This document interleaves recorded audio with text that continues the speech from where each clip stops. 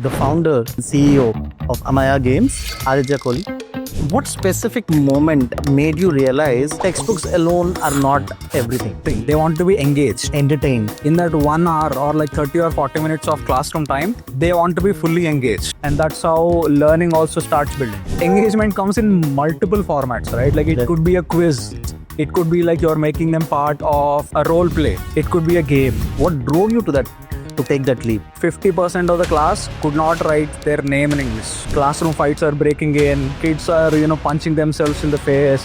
That's when you realize that this is not working, you have to do something different. What is it that you can do? And what is that one challenge you believe that people outside the industry will never be able to accept or relate to?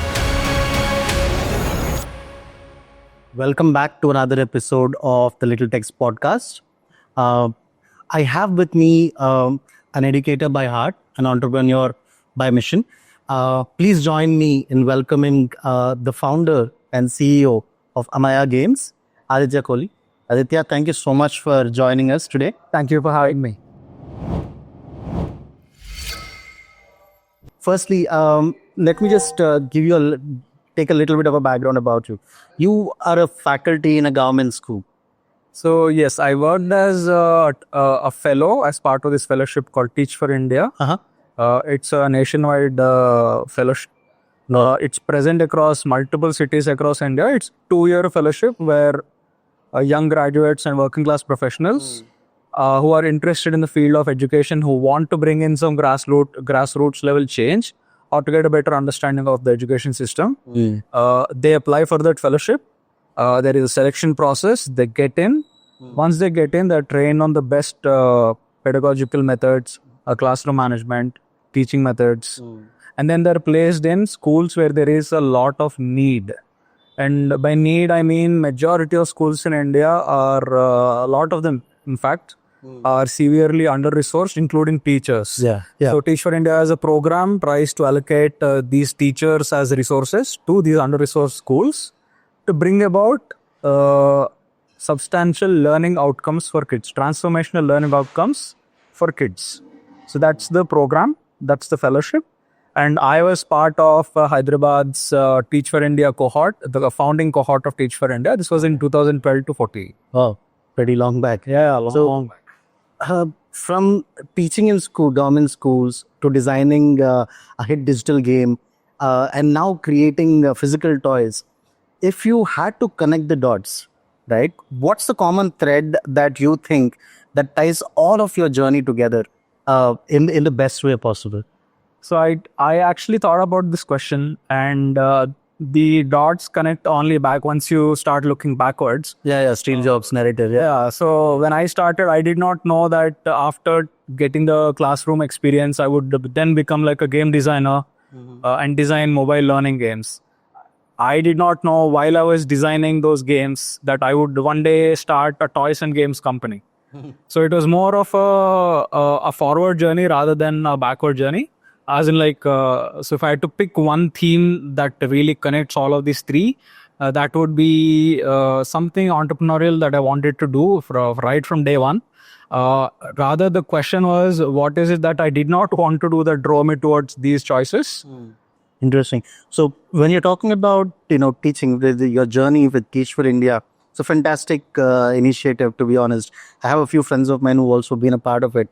Not sure if you've heard of Tarun Cherukuri. Oh yeah, Tarun was one of our we looked up to Tarun when we joined. He's a classmate from mine from school. So that's how I know I got introduced to the whole concept of Teach for India. And when we're talking about government schools, one of the best things that you talked about, which I would say is underrepresented, is understaffed, under-resourced. Correct. Which is the right way. Now, for your journey to start with, how much of an impact had it created for you to understand that this is actually something serious that I want to address? 2 years as a fellowship, right? I've had to sum it up in one word. The word is transformational. I did like a basic quiz. So I taught grades 3 and 4. Oh. Grade 3 and the same class in grade 4. So grade 3 English medium classroom, take a guess.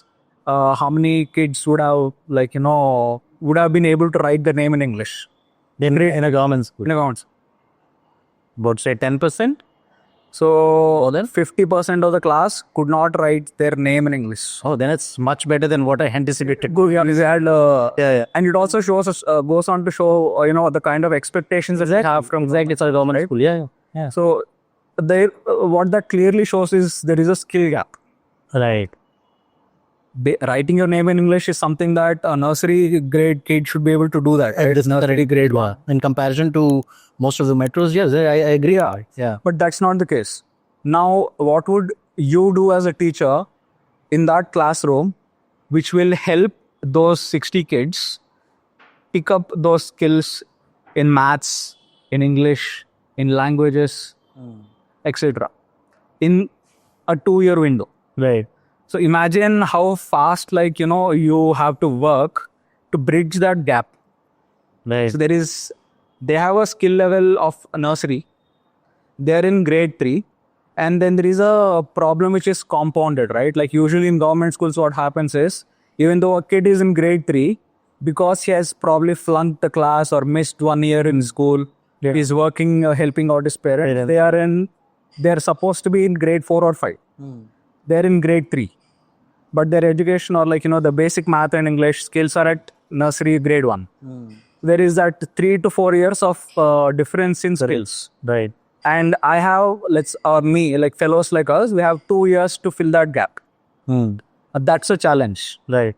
I'm sure it's a massive challenge to start with. That is where you actually kick into overdrive and you do as much as you can to help that class. Right. That's where a lot of personal transformation comes in. Right. And I'm sure a lot of other Teach for India fellows also would agree that they really find a lot of grounding in the 2 years. Yeah. Working with a lot of challenges. Absolutely. I've seen that. I've seen that with my own network of friends and circle that I've seen. The kind of humility you generate after you accept something that is very close to reality, but something that is aspirational for us as entrepreneurs, as you as an entrepreneur, to have chosen to take that career by itself is a huge deal. Right? Like you said, the first day when you went in and you wanted to analyze this 50% only, what specific moment made you realize that textbooks alone are not everything? Because at the end of the day, your government school, forget government schools for Any school for that. Any school, for example, the minute you get the textbook, for you to get familiarize yourself with what's there and what context is that subject being taught on is very, very difficult, right? So what was that one moment that made you realize that play is a better textbook than what you have as a physical textbook?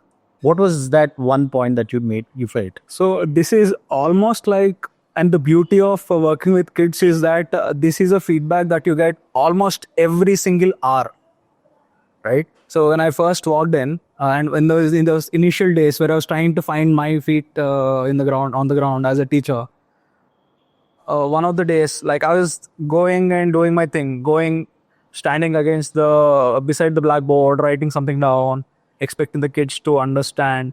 But what I would actually get is, kids who are seated in the last, fighting with each other. Right. Classroom fights are breaking in. Right. Kids are, punching themselves in the face. Oh. Blood falling on the ground. Oh, teeth breaking. Or kids who are really naughty, trying to coming and standing behind me, making fun in front while I was turning. While my back was turned towards the class, some naughty kid would come behind me and try to do some gestures, Right. Make some funny poses, and make the classroom laugh and immediately Distracting the class. No, I wouldn't say discipline. There's no awareness of how controlled education is supposed to be perceived. No, none of this is actually true. Kids want only one thing. They want to be engaged, Entertained. in that 1 hour or 30 or 40 minutes of classroom time. They want to be fully engaged. Yeah. Now, if you do it in the regular way, right, you are trying to ask them to take down some notes, pay attention, you're giving oral instructions. It's a very teacher-driven model. One instructor-led classrooms. Yeah. So what happens in these classrooms is interests goes down the drain. These are usually not very interesting models. Right. Right? Now, what do you have to do to get that 60 odd kids attention for that 30 minutes. You have to survive as a teacher for the 30 or 40 minutes. So to do that, you really have to put on a show. Like you really have to get their interest. You have to engage them in multiple ways. Like if it's an English classroom, right? You can't say, Aditya went to the forest to find something and he found something else. No, you really have to build that story and open up that imagination for the kid so that he's engaged in that conversation, right? Like he is following what the character in the story is doing. Oh, so it's forest. Is it day or night? Right. What's happening? Is he tiptoeing? Are there any animals around? We'll have to sort of visualize it for them. Right. And then they're suddenly coming on that journey with you. So if this is the process that you follow, what happens is what usually takes around 3 or 4 classes, you're able to achieve the comprehension of that content in like 30-40 minutes. Wonderful. So that's a drastic, that's a first education for me that whatever you do as a teacher, if you're in the field of education and you're trying to directly work with kids or design something for kids, make it engage. Make it engage. Right. Now, engagement comes in multiple formats, right? Like it could be a quiz. It could be like you're making them part of a role play. It could be a game. Right. Right. So the core is engagement. The format might vary, but the core is that you have to engage the kid fundamentally. That's where he or she will want to learn or like go ahead and see, okay, where is this taking me? That's where curiosity kicks in naturally. And that's how learning also starts building. Oh, nice. That's how you do it. Like, and the format could be anything. It could be a card game. It could be a video game. It could be a puzzle. It could be, as I said, like a role play. It could be an industrial visit. It can take any shape and form. As long as the kid is engaged, he will get an outcome out of it. Right. That's when I understood the initial classroom days. Once you pick, if I had to point out one moment, the day when I understood that, kids are not paying attention to me. And that happens almost every single day for a lot of teachers. Right. That's when you realize that this is not working. You have to do something different. What is it that you can do? Okay. And then you find ways as teachers. Right. That's how it starts. Very good. Your choice of, your career choice by itself, from a fellowship for Teach for India into entrepreneurship, it's not been a straightforward path. It's very evident that it's not been a straightforward, and we've had this discussion before as well. Now, for you to jump in from that fellowship, from, being a government teacher at a fellow teacher at a government school, to understanding these pain points, and then realize that, okay, this is where I want to jump in.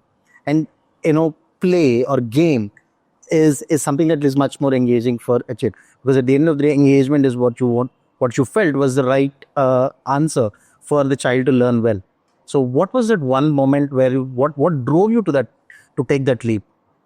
So for me, as I said, right, those 2 years, it was very clear to me. Even like, if we had to relate it to ourselves also, right? Like you can easily tell who are those teachers who are you looked up to. Yes. Right? Who made it interesting for you. Yeah. And for me, like I was able to do that for some of my kids as well in the classroom. Right. Now, for anything to be of a consequence, meaning some kind of a consequence, right. The way to make some meaningful change is you have to do it at scale, correct? Yeah. So scale can come about at that point, at least my thinking was it can either come about through policy, right, or it could come about through technology. Right. Now, I had no direct experience with policy, and for me that was kind of a tricky labyrinth. Like I couldn't understand, how I could go in, maybe contribute to education policy, which could rather at some point, uncertain time in the future, it will affect somebody else, some kid somewhere in the country. Right. Instead of that, I wanted to spend time on things which I could see get some immediate feedback over what I was doing. And measure my impact. Precisely. Scale is something that has to be measured. It has to be measured. At a policy level of increase, there's no measurability. You can't conclude to a measuring factor that this is what makes up. And it's a very interesting point to talk about. Yeah. So at that time, it also so happened that I got in touch with a startup. It was yet to launch its first product, and that happened to be a game. It happened to be a video game. Okay. And that game mainly was a math game. So it was a math practice game. And the idea behind that game was, so we do times tables, right? Yeah. Times tables. What about, so instead of doing or like learning those tables in, let's say, like over a week, can you compress the timeline and help the kid learn in the shortest time possibly? That was the intention behind the game, and make it and fun in the process, right? Like make it engaging.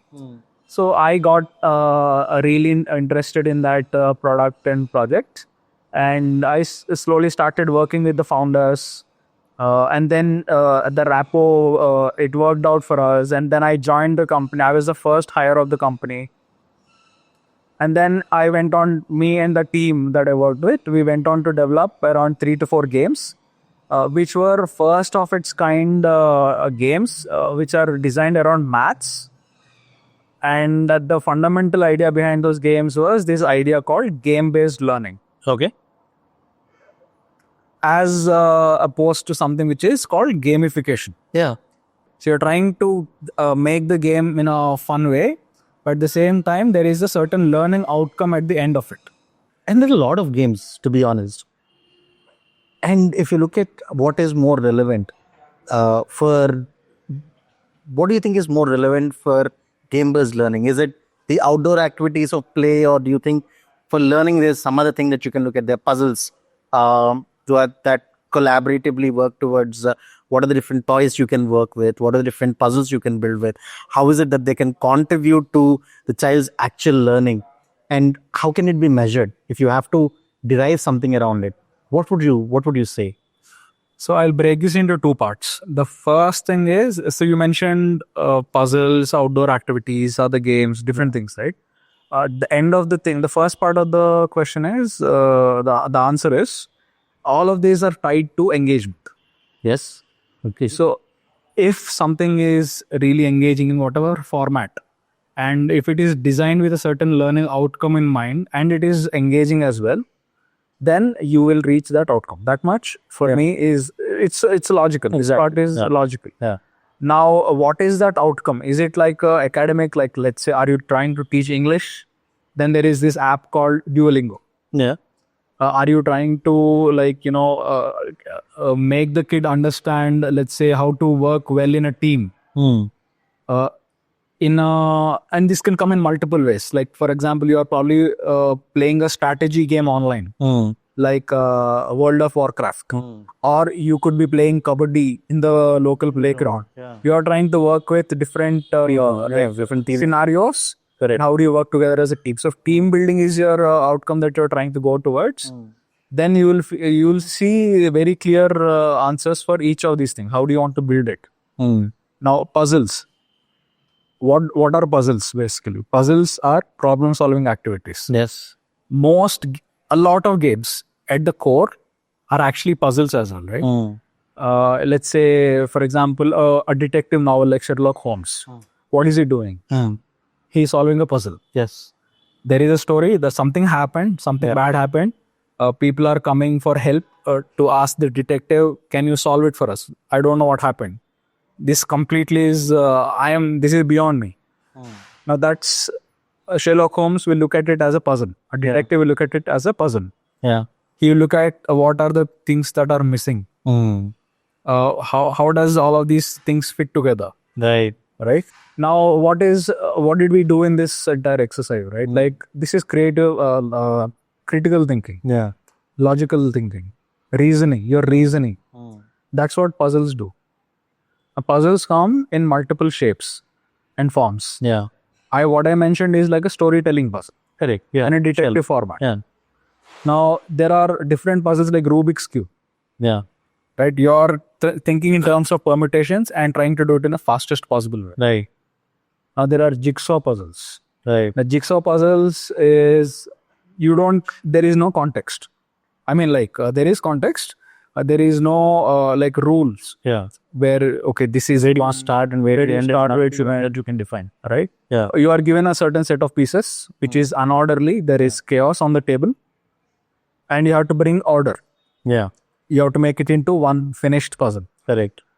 So from chaos to like a fully finished set, your mind starts open and it tries to figure out a solution. It goes piece by piece. It's now logically thinking, okay, how do I finish this problem? Okay, now what piece comes next? These are all the questions which are actually important for critical thinking, for reasoning, for logical thinking. Now these are things what puzzles, board games. These are the skills that are developed in kids. These are not. These are usually not directly or indirectly taught in classrooms. At least for the majority of the classrooms, this is not a focus. They go trying to teach towards a curriculum, but with your own interest, with your own engagement. You're trying to solve something. You are asking questions. You are curious. Okay, what comes next? Where do I put this? Yeah. And at the end of it, let's say you finished a jigsaw puzzle in, let's say, 1 hour. What if I asked you, or like somebody else comes and does it in like 30 minutes? There is a better solution. So now your mind automatically thinks, okay, can I do better? So I've come up with one solution. Can I make the solution more efficient? Like if I've done it in from 1 hour to like 50 minutes, there is a efficiency gain. That's how you measure. Right. The solution could be in multiple ways, like how the kid has done it or like the player is doing it, multiple ways. But you are doing it with efficiency in mind. I want to do it better. Right. Those are the gains. Now, those are what you actually transfer it to on-job skills as well. Right. Very true. You are working in a team. Yeah. Suddenly, there is like a deadline that's forced upon you from upper management. Yeah. Now you have a certain set of resources at your disposal. Partially engaged, fully engaged, Correct. or on the bench. Right. Okay. Resources, timeline, deadline. How do I work towards this? Right. I have usually takes, let's say, 1 week, but I have 2 days to do it. Right. How would you do it? So now you have 2 answers instead of 1. I can get the same work done in 1 week, but I also know a solution in which I can do it in 2 days. Right. No, you're essentially, correct me if I'm wrong on this. You essentially given me an example of being a barista in a coffee, and you've given me a game-based learning. So what you're telling me is you're essentially building the next generation, or basically children, to learn cognitive skills and critical skills needed for their future in a pattern that is very understandable, which is entertaining and engaging for them, so that when they actually hit the reality of life, it becomes another part of their day-to-day curriculum. Yeah, like and not something that they have to earn or learn and get certified as such. Correct. So if you're able to build that, that's phenomenal. Correct. Right. And if you ask me, how much, I got the example answer from your narrative itself. Most of the schools are struggling with essentially enabling critical skills like STEM into day-to-day activities or day-to-day learning for children. And there are a lot of, companies that are coming out with new kind of interactions, new kind of engagements, which are essentially coming as a part of the learning, but not actually giving the context of the learning. And correct me if I'm wrong, what you are building is context-based gaming, Correct. which is relevant for them to learn because they need it as they grow forward. Am I right in saying that? Correct. Right? That's a huge deal. And congratulations on coming up with the idea itself and implementing it this far, to be honest. And if you look at the ecosystem part of it, if in case we look at it from a higher perspective, just a few years ago, most of the toys that we as Indians or a country is using right now have been made in China or imported from China. Now India is now also becoming an exporter. From your perspective as a founder, what does the shift mean to you? And what does this shift mean for the actual learning of children as they grow up? So, firstly, as you rightly pointed out, India was a net importer of toys, Yeah. and slowly, and as you mentioned, it's now a net exporter as well. Yeah. What changed was during COVID, and there was also the India-China tussle that happened along the border. That's when things started to change. Up until, and it was already in the policy, like that we wanted more independent, more independence from the Chinese supply chains, and make it more local. That's always been there. Imagine this, right? Like, as you mentioned, 90% or 80% of them were used to be Chinese toys. Now, when you say there was no contextualization, there was no context. Very cool. Yes. A lot of them were actually targeted towards, let's say, the West. The West. And on the way, they were also getting drop, pit stop. Or there were cheaper alternatives because India a very price sensitive market. Correct. So the quality of the toys was okay. Like you would get different qualities, but the choice or the selection was always limited. Right. And majorly there is no context building. But whereas you compare toys and games in the Western markets or more developed nations, lot of toys, even jigsaw, as simple products as jigsaw puzzles, have a certain context or like a certain theme around which they are designed and built. A lot of detail goes into it, which finally what does it do, right? Like it enhances your experience as a player. That's not happening to us. So this was the thing before this change happened. Like in India, most of the games functional, one-time use, few-time uses. Done. Gets bored of it and you're done. You're bored and the kid is bored. Yeah. The mindset is that it's not worth the investment. Why should I waste money on? I should right. But post COVID or like post that shift in policy where we are now focusing on make in India and toys is now a sunrise sector in India. Because a lot of the imports started completely stopped because those imports completely stopped. Okay. This caused a lot of people who were importing, like mainly traders or distributors, to start looking for local alternatives. Now, what does this do, right? Like you don't find any. Suddenly, if you stop the supply, there is no supply locally. That's when a lot of traders and distributors, they started setting up their own manufacturing units to meet demand. That's a grassroots level change that's happened. True. Yeah. Before that, there was no momentum towards things are going as expected for a lot of people. No need to change anything in their workflows. But once this supply chain disruption happened, there is a demand. Yes. There is a sizable market in India. But just to cope up with the demand, distributors, the people within the value chain, they started also looking for manufacturing alternatives locally. Right. So in a way, the market was now open. So you could come up with concepts. You could, whoever were already in the market, like 6-year-old, 7-year-old, 8-year-old companies, they started seeing this change quite a bit. Whoever are upstarts, like when we launched during COVID, something similar, right? Like for us, the acceptance was there. Initially, the market was open to us. We could get into we could put our product into a lot of customers' hands. And the feedback was, oh, wow, I didn't know this existed. Right. Precisely. Right? Yeah. And there seems to be something which is something that I can relate as an Indian. Right. Or as a parent.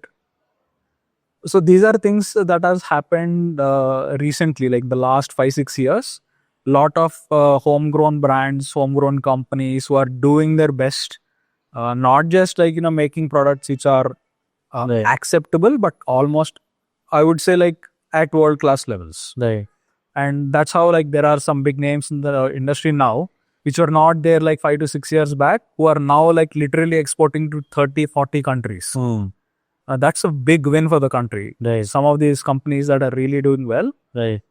They've seen this entire journey. Right.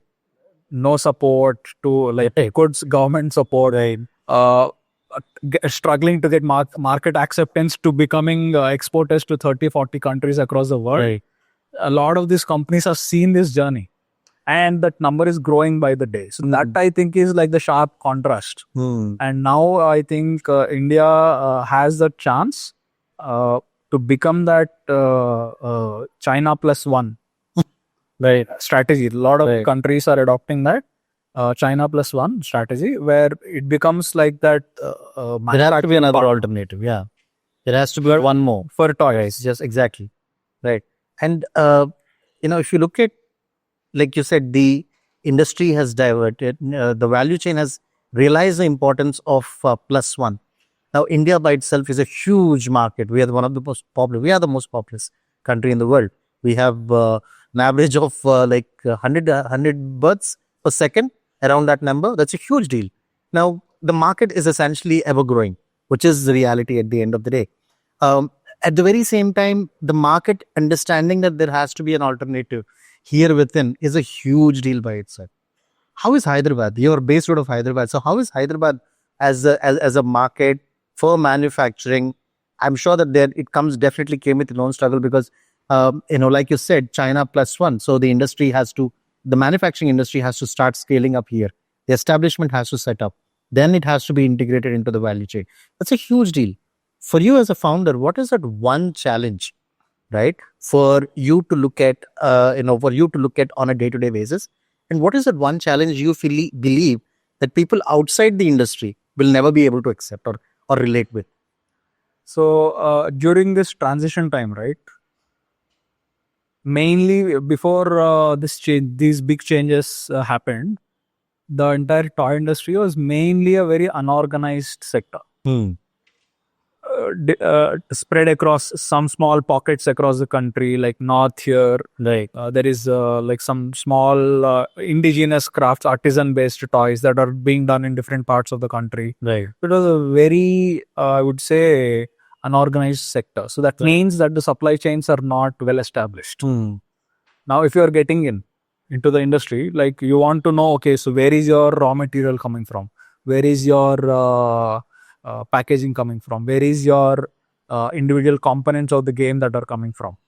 And you want all of this to be established with clear processes at competitive prices. So this is somewhat of a mark of a established supply chain, of proper healthy supply chain. Yeah. Where when I started, especially in Hyderabad, and I also happened to start in a category which was very, very nascent. There were hardly any competitors or lookalike players when I started in the category of wooden jigsaw puzzles.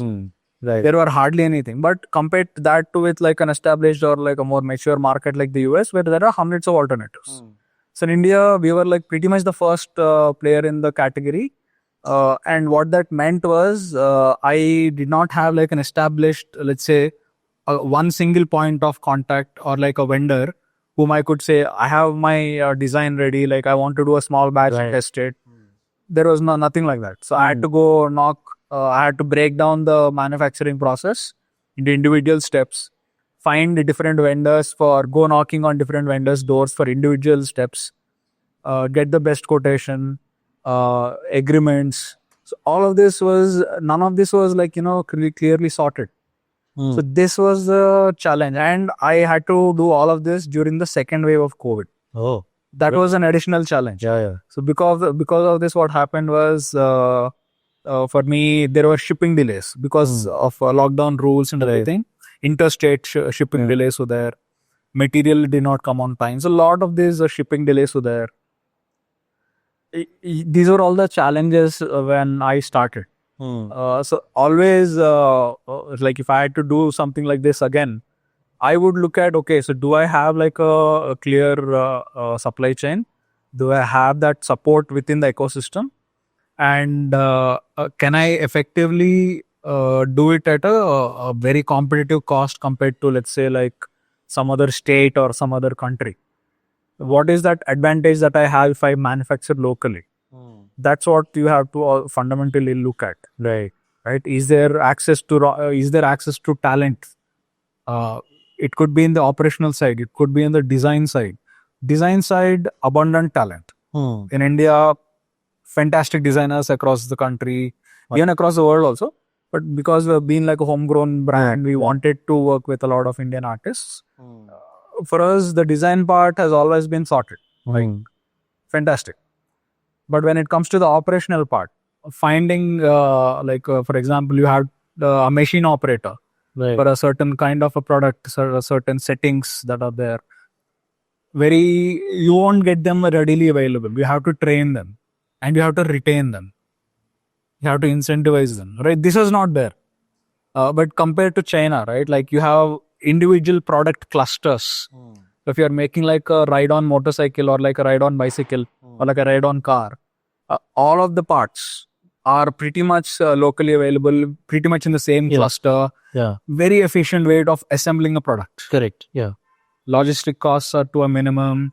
It all happens at scale. As long as it's integrated, yes, it becomes easy. Yeah. So now that is the journey that India and Hyderabad and other parts of the country that we are on. So we are transitioning from an unorganized sector to an organized sector. Right. There will be some growing pains, but I feel like, we are on that journey. We're on the right track. We are on the right track. Perfect. And you mentioned about, products from China being made for the West. So if you look at, if you have to compare India, the Indian toy making ecosystem in comparison to places like Europe or the US, what's the one thing that we are doing differently? So for us, fundamentally, there is this local toys that are there. Like there is a certain value that we have put, because India is a very culturally diverse country. Right. Culture changes for every 100 kilometers in India. Like water, the way we eat, the way that the way dialects are spoken, lot of these things change. Yeah. And also the toys in that particular or the things that are used for play, they also change. And that's why you will find like, toys like Kondapalli toys. Yeah. Right? Or Chennapatna toys. Correct. Etikopaka toys. Correct. So, and now government has recognized them as toy clusters. Correct. That is unique only to India. Right. So you go anywhere, any different state, like you'll find some interesting version of culture which is captured in toys. It could be in toys, it could be in art, media, like, canvas paintings, saris, patterns, multiple ways, right? So this is something which is very unique to India and India only. Right. The diversity in toys is there and locally, made by local artisans and promotion by the government. Right. Which is not very common for China or like, other manufacturing hubs, because there it's more of a homogeneous population. And that focus on artisanal toys which are more local towards a certain geography, that has gone away with time. Right. That is the advantage of India. Like the adaptation is happening organically. Yeah, it's very organic here. Right. Although a lot more work needs to be done, but that's definitely stands out to be one of our advantages. Correct. Other than the fact that obviously like we have abundant competitive, low-cost competitive labor. Right. Which if we can train them and utilize them, fantastic. Like great things can be done. Perfect. And you spoke about culture, India being a diverse culture by itself. Now, your products, or I would say your toys, are the one like I Love Hyderabad. It's one of the product that you have. Indian Coffee House is one of the product that you have. Now, how do kids respond to your products in comparison to the overpopulated cartoon characters that are there that they're exposed to so far, and also the superheroes that are available so far? Because like you mentioned, India was a huge importer of these toys, and these toys were built for the Western world. Now, the cultural change happens not just with adaptation, but also the adaptation of the users by itself, right? So how difficult is that, and how do they respond to that? So if you put them, so the couple of products that you mentioned, right? I Love Hyderabad and India Coffee House. So these products, the way we designed them was with local context in mind. not too abstract. Like for example, if I let's say like India map or like world map, that is too abstract of a concept for kids to grasp. Right. But if I say like you're from Hyderabad and I'm talking to you directly as like you are in Hyderabad, have you been there? Have you seen this? Have you done that? Now you're immediately relating to what's there in the puzzle. Correct. That said, that's how the engagement works with our products.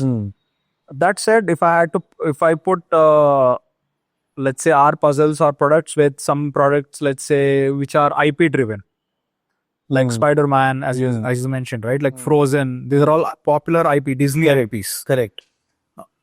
Obviously, like if I go face to face, I stand no chance, Right. because they are deeply penetrated into like kids' childhoods, the way they marketed, Heavily marketed. right? You find all kinds of merchandise from bottles to spoons to bags. They're everywhere. Yeah. Plus, they have network effects. Yeah. As in, like, if I see 10 kids in the school, like carrying, let's say, an Iron Man bag or like, a Hulk pencil box or like some kind of merchandise or a t-shirt. Nowadays, even birthday cakes are designed keeping Disney characters in mind. Now, I can't compete with that. Right. Just being real, right? Like, there is no other way but to sell, okay, how am I different? And what does it mean to you? Right. Now, if you give us a chance, we will show you that we are also equally good. We might not have the bells and whistles that come with big IP driven toys, which is majority of the market. Majority of the toy market is driven by IP driven toys. Right.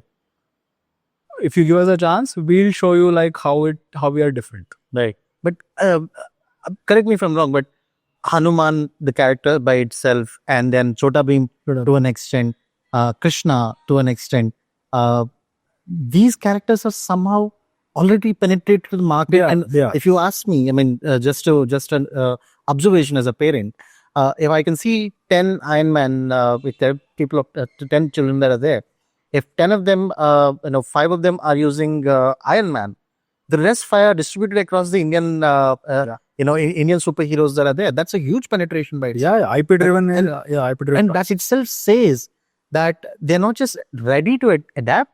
It's just that we have to show them the way to show it. I mean, that's where the ecosystem also makes a lot of impact. Correct. And correct me if I'm wrong in saying this, but Make in India is not just about affordability. It is also building itself to a point where it is establishing global standards. Do you think that is something that is 100%? So, I mean, look at what's happening recently, right? Like, if you, from an outside point of view, what we see is like big population, big market. So these are macro, views into what's happening. Right. But if you zoom in and if you go category by category, you pick comics as a category, or you pick board games as a category, or you pick puzzles or any other toys as categories, individual categories, and you look at what's happening now in that segment versus what was the situation 5 to 6 years or 10 years back. Right. No comparison at all. Right. So now even comics are Indianized, even animated films. Like recently we have seen Mahavatar Narsimha, the movie, which has done fantastic business. Right. Like, all you have to show is not just in terms of affordability, but relatability. Correct. Like, you'll have to bring out that thing where I can relate to what you're doing. Yeah. That is the fundamental. And again, some way or shape or form, it boils down to, am I engaged with your product? Right. It boils down to that. So you have to not just make it affordable, you have to make it relatable as well. Yeah. And with relativity, you automatically get relevancy. And that's the biggest part of learning by itself. Correct. Now, what do you think? The Indian culture by itself is vastly dynamic. And there's a lot of science, theoretically, there's a lot of science that goes into the Indian culture and the practices that we follow. When you're looking at the global market, because at the end of the day, it's China +1. So if India is the way forward, do you see the Indian toy products specifically limited only to the Indian dystopia that's there in the world? Or do you think there is a global acceptance and global appeal that is universally acceptable for the Indian products or Indian toys that are going to be built for the future? So, great question. Again, I'll break it down into two things. One is a two-part question. Yeah. One which is engagement, and we spoke about affordability and relatability, right? Yes. So if I can't find something which is like designed for Germany, relatable. Now a German will not find something which I've designed for an Indian who is familiar with Indian culture, Right. relatable. Right. Now that's the situation. That's a catch 2020. Catch 2020. But generally speaking, there are certain areas where we can build towards products which also show Indian culture. Not to making there is a balance. You will have to find that balance between making it alien to a customer, but also at the same time making it interesting enough to check it out. Right. That's the first. That's the balance. Right. Now coming to the second part, which is Make in India, Made in India toys going global. Now companies are already now doing it. Like there is huge. There are some companies in India who are getting like 30-40% of their revenue from like North America and South America, Right. together, right? Right. This was unheard of like 10 years back. Right. Forget 10 years back. 5 to 6 years back, this was not possible. Right. Just because there was not enough penetration of our products into those markets. Correct. Yeah. Now our designers, our product developers, our companies that are who are already in the field, they have done such a good job of finding that product market fit, where they hit the sweet spot between what the parent wants, what the kid finds engaging, Right. the price, Right. and value. Right. This is what if you crack these four pieces together, you put these things together, you have a winning product in your hands. Wonderful. So if I have to fast forward 10 years from now, what is the typical playroom of an Indian household going to look like for you? Where do you visualize that as your vision? To be honest, like, we can't, the way things are changing in the world today, we can't imagine or visualize how, playrooms or houses will be there 1 or 2 years down the line. So it would be more of a, so it would be unwise to sort of make a extrapolation 10 years into the future. But what I definitely see happening is a shift, a gradual shift towards not just like, or at least it's a shift moving away from the established ways of teaching and learning to more effective ways of engagement and outcome driven learning. Wonderful. And parents realize this, right? Like you as a parent, Right. that the problem is, oh my God, these apps, these phones are very addictive. Correct. They're designed that way. Right. Facebook is designed in a way by a team of scientists and designers and psychologists. They've put their life's work into designing that single notification. Correct. And that is what your mind is looking for when you say dopamine hit. Yeah. Oh, suddenly a notification has come on, I'm going to open it. Right. Now imagine kids who are digital natives. Right. Like they are born with AI-enabled smartphones now, today, as on today. Right. Imagine what it's going to be like 2 years down the line, 3 years down the line. There is no way in the world where you can break that cycle of attention that these apps have become so good at farming. They're farming attention. Now, how do you break out of this?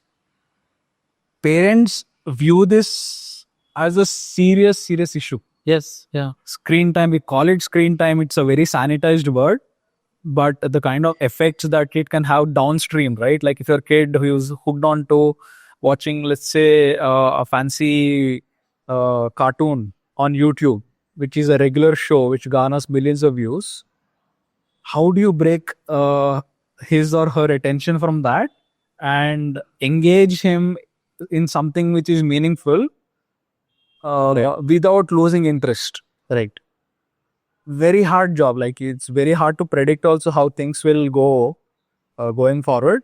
But people, you as a parent instinctively know that certain methods won't work. Yeah. What else? Right. What else will work? So the same way I as a teacher realized that the traditional standard methods of teaching won't work. I had to make it more engaging.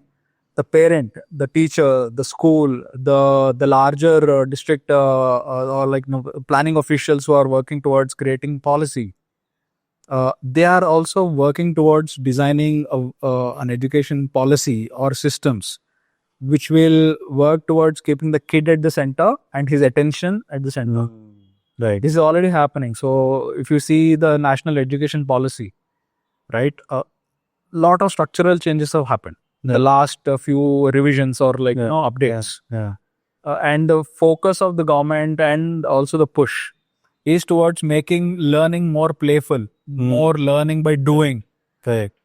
In a way that is acknowledging that, you have to engage kids. Yeah. There is no chance in the world where you give like a really addictive app or you put them in an ecosystem where everywhere they're surrounded by screens. Right. And then you expect them to magically learn something in a classroom in 30 or 40 minutes. That is stupid. That is stupid. Yeah, absolutely. So even the governments have recognized that, educators know that. We are in that process of figuring out, okay, what's working, what's not working. Right. So we are in that journey, right? I wish you very best for that. And I'm looking forward to that because I will be bringing up a 9-year-old to be the one to face the world. And I'm absolutely certain that the kind of initiative and the depth of subject that you've given with Ameya Games is essentially going to be there to lead that innovation from Hyderabad. And again, Aditya, thank you so much for taking the time out. My pleasure. It was a pleasure to already have learned a lot. Probably it was something that will enable me as a father to look at learning from a perspective that is engaging, more relevant and relatable for my child as well. Thank you. Thank you very much for having me. Thank you for having me. Thank you.